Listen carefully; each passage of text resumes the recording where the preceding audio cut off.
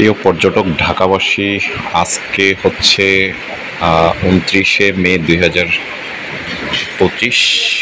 ঢাকাতে ঘূর্ণিঝড় শক্তির বৃষ্টি হচ্ছে।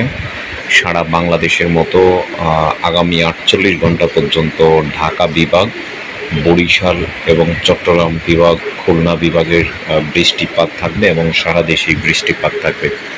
দেখতে পাচ্ছেন আপনারা, ঢাকায় বৃষ্টি হচ্ছে, অঝোর ধারে বৃষ্টি হচ্ছে। আজকে সকাল থেকে তথা গতকাল রাত থেকে এই বৃষ্টি হচ্ছে এবং এই ঘূর্ণিঝড়ের জন্য দক্ষিণাঞ্চলের সকল লঞ্চ যোগাযোগ বন্ধ রয়েছে।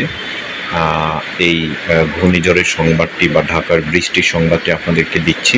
আগামী 48 ঘন্টা বৃষ্টি থাকবে। আপনারা যারা আমাদের ফেসবুক পেজ, ইউটিউব চ্যানেলে রয়েছেন তারা লাইক, শেয়ার, কমেন্টস করবেন এবং দক্ষিণের যারা যাত্রী রয়েছেন তারা আগামী 48 ঘন্টা যাতায়াত না করার অনুরোধ থাকবে। ধন্যবাদ সকলকে।